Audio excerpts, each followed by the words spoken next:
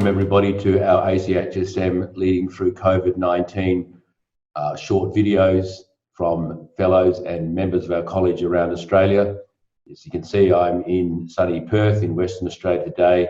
The context is that the Chief Executive, Mr. Jeff Moffett, and the Chief Operating Officer, Margaret Denton of the WA Country Health Service are going to bring to us a video about leading through the COVID-19 pandemic from a regional point of view, looking after 500,000 people in regional Western Australia with over 100 sites and over 10,000 staff.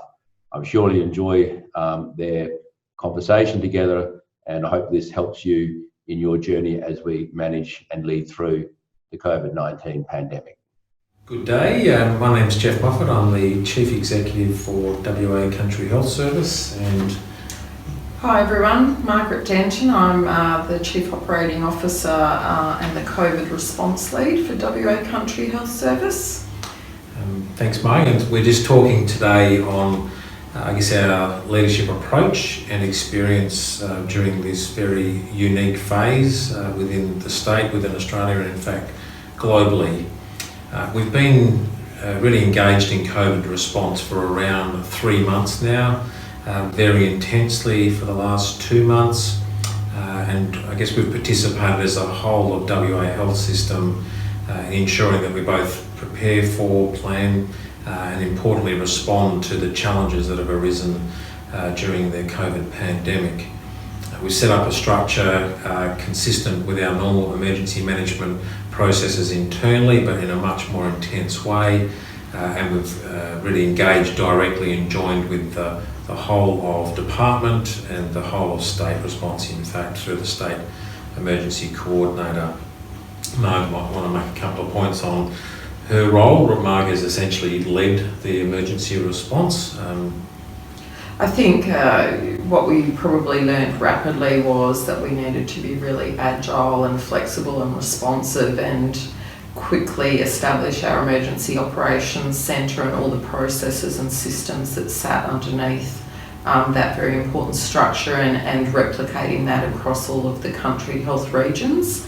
That was really critical to really undertake the level of planning and preparedness, and I think some quick learnings around how you manage in such a significant emergency.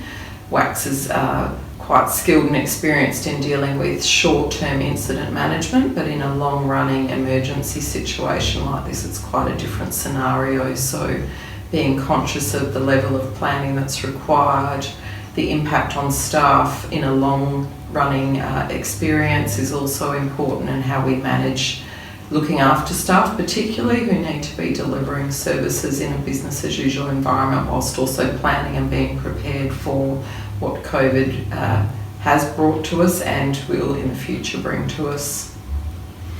There's been a number of issues that have come up, some anticipated, some not.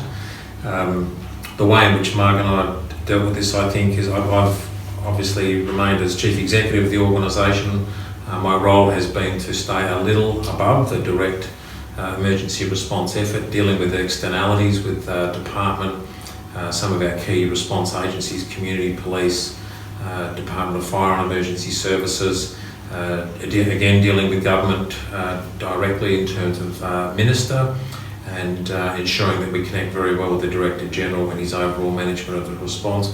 Mark has been much more directly dealing I guess with our internal staff in a very significant way, but also with our agencies. We've never worked quite so closely, I don't think, with police, communities, or Department of Fire and Emergency Services, and they have been incredibly supportive.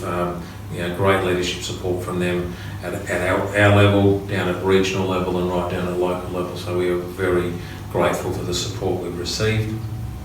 Maybe a couple of the issues.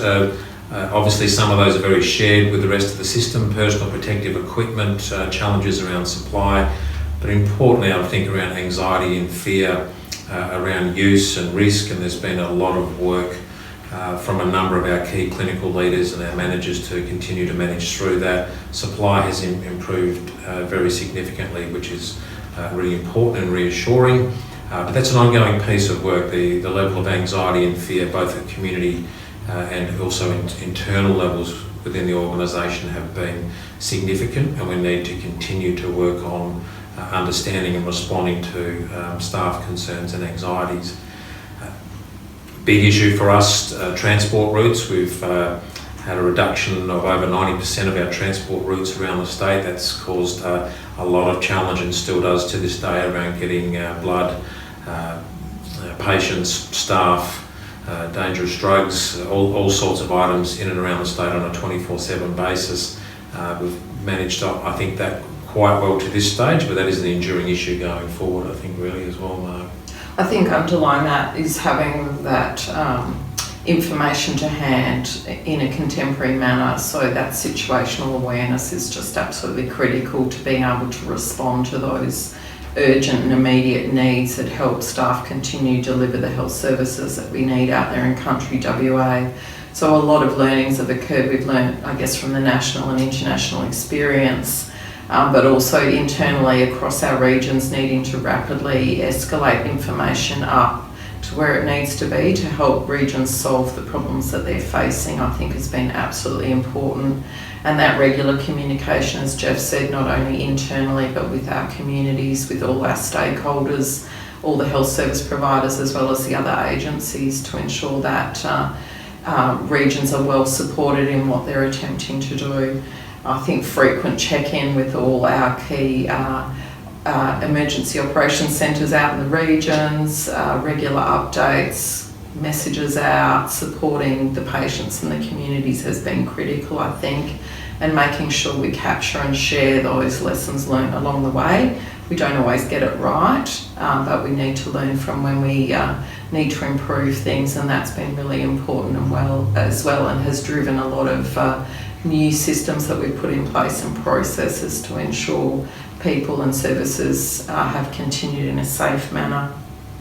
I think too, for me, it's been important to be adaptive in my leadership style, and sometimes that means being a little more directive than I normally would be where it's been required, but also making sure you balance that with a consultative approach and a conciliatory approach where required, and just being adaptable and flexible in that leadership style has been crucial. Not being afraid to ask questions or give feedback or take feedback, most importantly, and not being precious when people might challenge you in these circumstances as well. Yeah, I think you're right, recognising your own responses, staying in touch with people on the ground and with our key leaders has been incredibly important outside of formal processes as well. Our staff have done an amazing job under absolutely intense pressure and complexities coming from community, from local government, from other providers, as well as dealing with internal health issues. It's really significant. The regional community and the regional expectations of our leaders has been exceptionally high. They've done a fantastic job. They also have stayed agile and they've demonstrated their own initiative as well. And that real balance between allowing local action to progress, as well as having a much more consistent approach across the organisation, is a constant piece of juggling that we've had to do. And look, overall, I think the organisation has done an amazing job to respond to this. We've seen disease enter the whole of regional WA, every region. We've had significant challenges in the Kimberley and Halls Creek and Broome, and to some extent Kununurra, as well as in Kalgoorlie. The impact on us in terms of loss of staff and service continuity has been really significant, coupled with logistics, supply chains and transport. Our local, district and regional teams have just done an amazing job with support from central office and from our metropolitan providers as well. And our partner agencies, RFDS, St John's and others, it's really been a very collective effort. We greatly appreciate all that people have done, extraordinary efforts all round. Yeah, I think it's just really emphasised the resilience of country communities and how they work together when times are tough and get through. So it's been amazing all round.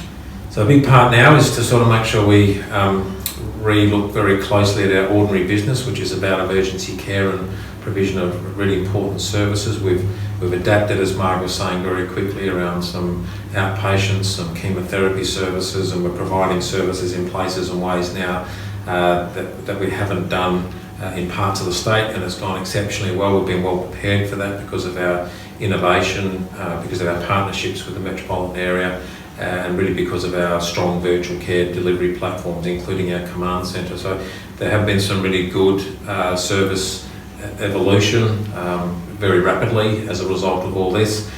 We are now getting back into elective surgery, stabilising existing service delivery, normalising our patient transport and flows with what we can do. But there is still a lot of work to do with continued vigilance, strong community support, and I think still maintaining a very strong public health approach. We hope to see that continue.